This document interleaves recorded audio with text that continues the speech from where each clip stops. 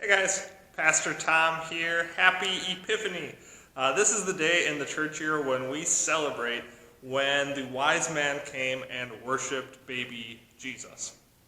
I'd like to read to you part of the story from Matthew chapter 2. And in the story of Epiphany, we really see two contrasts. We see the reaction of the wise men and how they worship Jesus. But before that, we learn about a guy named King Herod, and we see how upset and angry he was that Jesus was born in this world. Then Herod called the Magi secretly and found out from them the exact time the star had appeared. He sent them to Bethlehem and said, "Go and make a careful search for the child. As soon as you find him, report to me so that I too may go and worship him." You know what King Herod was doing? He wanted to send the wise men out to go find baby Jesus, and he lied to them. He said he wanted to find baby Jesus so that he could worship him. What King Herod really wanted to do was to kill Jesus. He saw baby Jesus, the King of the Jews, as somebody who was a threat to his throne. And like a king that was power hungry, he wanted Jesus gone. And so we see one reaction to Jesus. We see King Herod, who is jealous and openly reject Jesus. But now let's look and see what the wise men did.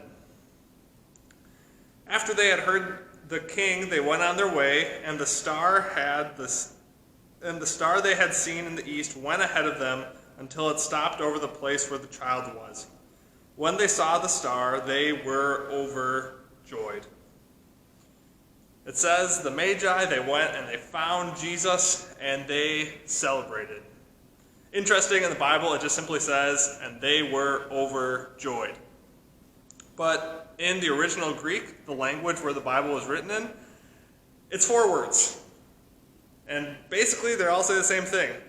They rejoiced, they rejoiced, they rejoiced, they really rejoiced. They were happy, happy, happy. They were Tiger Woods after he sinks a putt. They were fist pumping. They were excited that they found Jesus. And that's another reaction we see. We see somebody simply worship. We see the wise men worship Jesus as the King of the world. On one side, you see King Herod, who rejects Jesus. But on the other side, you see the wise men who worship Jesus. So what about you and me? How are you going to react when you see Jesus? If we look down in our lives, we have to acknowledge that we have hearts like King Herod too. Hearts that don't want Jesus to change our lives. Hearts that want to be selfish and do our own thing, living without God. But when we see Jesus and the type of king that he is, the king who came to this world so that he could die for you, so that Jesus did die for you, that's going to change our hearts. That's going to change our hearts to worship like the wise men, to be happy, to rejoice, to do what we can to serve our Lord, because we have a king who died. And that's what Epiphany is all about. Epiphany, it means a reveal.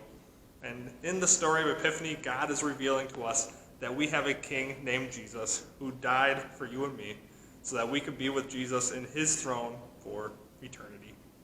God's blessings to all of you. Have a good rest of your Epiphany.